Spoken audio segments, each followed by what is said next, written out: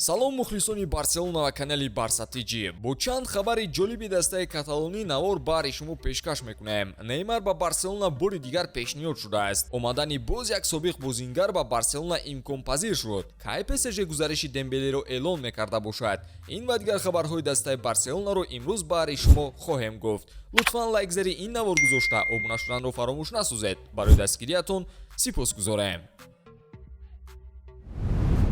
дӯстон, ёдовар мешавем ки навори мо бо дастгирии ширкати 1x омода шудааст. Ҳама гуна рақобатҳои футболиро маҳз бо хизматрасониҳои ширкати 1x ҷолибу диданӣ гардонед.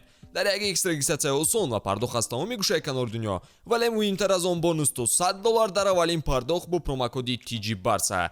Силкаи зарурӣ дар комментария. Ба ҳама муваффақият.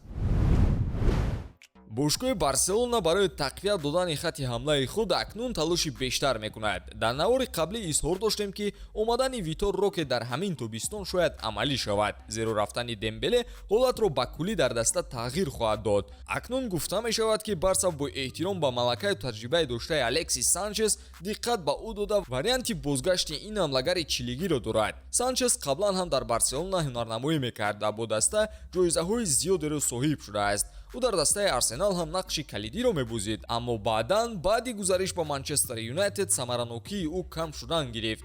мухлисон ҳатто ин трансферро бадтарин дар фаъолияти Санчес низ меноманд. феълан Алексис Санчес дар дастаи Марсел қарор дорад ва Барса шояд ки пайвастагии ӯро дар гузашта бо даста дида дубора дӯсти деринаашро даъвати бозӣ диҳад. барселона беҳуда касеро намегирад ва маълум аст ки аз ҳолати феълии Санчес хави розӣ асту ӯро дар ҳайъаташ дидан мехоҳад. мухлисони канали Барса тиҷи огаҳӣ доранд ки тӯли ин рӯзҳо сару садои бозгашти Неймар ба Барселона хело хуб аз ҷониби рӯзноманигорон тарғиб карда мешуд.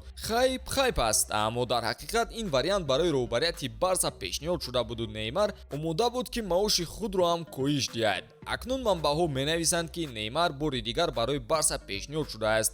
намояндагони дохилии дастаи каталонӣ тасдиқ ҳам мекунанд ва мегӯянд ки ин ҳуҷҷатҳо бори чандум аст ки ба даста пешниҳод шуда истодааст. агар тарафи иқтисодӣ як мушкилӣ бошад, тарафи дигар норозигии сармураббии даста хави ва ёрдамчиёнаш тарафи дигари кор аст. аслан ҳайати мураббиён ба ҳунари Неймар эҳтиром доранд, аммо онҳо намехоҳанд ки фазои оилавии дастаро вайрон кунанд. яъне маълум мешавад ки Неймар дар сояи касе будан намехоҳад ва бештар худро болотар аз дигарон гузоштанро дӯст медорад.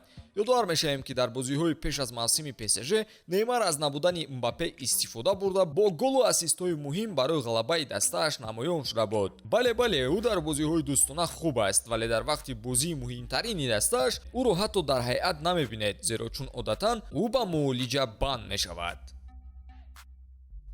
ин рафтани Дембеле ба Париж чӣ шуда бошад? до дуои намояндагонаш баромаду ҳеҷ не ки тасдиқи онро бинем ку? маълум мешавад ки ПСЖ ҳоло ҳам интизори ҳуҷҷатҳои лозима барои расман ба қайд гирифтани трансфер будааст. короборашон боло ба боло ки шуд, дигар худашон ҳам раҳгум задаанд. усмон то имрӯз аз муоинаи тиббие ки лозим аст нагузаштааст ва аниқ аст ки шартномаи пешакии мувофиқашударо ҳам имзо накардаанд.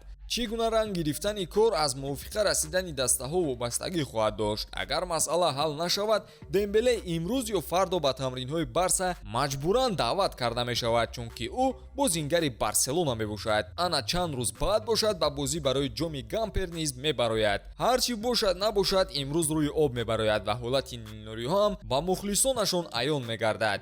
ба ҳамин тамом дӯстон, пайгири канали Барса тиҷи бимонед то аз хабару навгониҳои дастаи Барселона сари вақт огаҳӣ пайдо кунед. хайр.